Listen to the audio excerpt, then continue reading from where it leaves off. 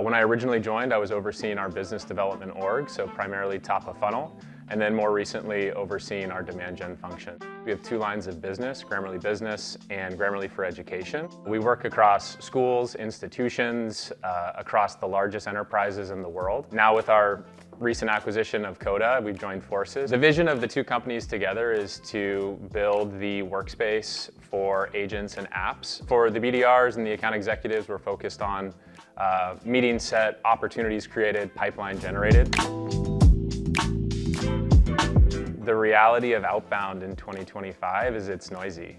Inboxes have never been more crowded. You know, I think inboxes are getting full. Everyone's getting more emails than they've ever gotten before. And so breaking through that noise has always kind of been the toughest problem that I've had. It's important that the messages that we're sending from Grammarly are personalized to the person, the account, the department-specific pain point. I think the biggest thing is show me you know me. We needed to open the scope at the top of funnel and find more contacts, more accounts, larger books of business that we could act upon. And a lot of the strategies and the messaging that we were sending just wasn't scalable. And our vision, I think it's simple. It's signal-led, it's AI first, and it is a sales engine that's able to pull in all of the signals and engagement from not just our product, but also our external content, and then act upon that signal in a timely manner. And what is that blend of bottoms-up signal-led versus top-down sales-led motion?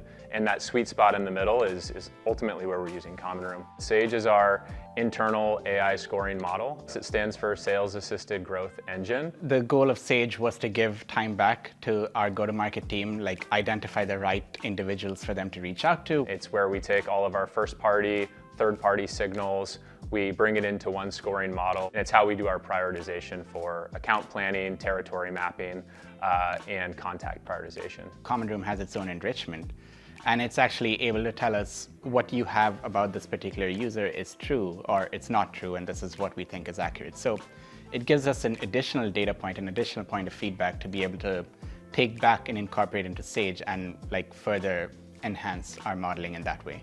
And one of the big differences about Common Room is it provides like continuous enrichment as well. So we can actually get a very like trustable response from Common Room. Part of the reason that Sage and Common Room is such a match made in heaven is because your platform is so adaptable. We're able to notify the team, set up segments and plays around those scores, and ultimately enable the go-to-market reps. Because Common Room is essentially our bridge to our sales stakeholders. Everybody that I've spoken to on our sales team, our reps, our account executives, they love using it. There's a lot of insight that Common Room has given us that were just not even more difficult before, I would say were not possible before. We use things like title, management level, department. We use social insights. We use the Common Room out-of-box score as well. So once I understand there's X account that has a super high score, I will start to kind of understand, why is that? And one of the most favorite plays or favorite segments that the BDRs and AEs are running is social insights. So being able to see who's engaging with the Grammarly LinkedIn posts, the X posts, who's leaving comments on YouTube. There's a segment that we have that has job changes. So if someone moved from X company to Y company and Y company is now in my name, I can see that that person has moved. I'll end up using those signals to really understand, are these accounts worth me going after? From there, I'll usually go into the recommended contacts. The biggest thing that comes to mind is just the time saved. Before, there's a constant question of, okay, which account should I go after? Who should I go after?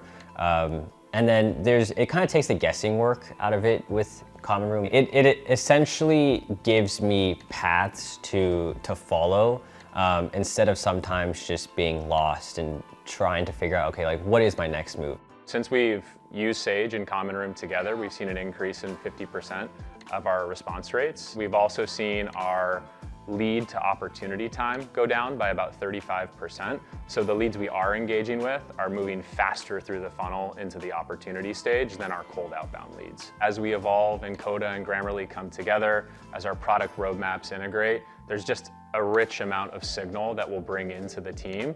So what are the most important signals that we can surface, and then how are we going to act upon that? Part of it is being adaptable. The go-to-market vision for us is it's going to be changing every quarter, every year, and as we bring in more signals, that'll impact the way that we go to market.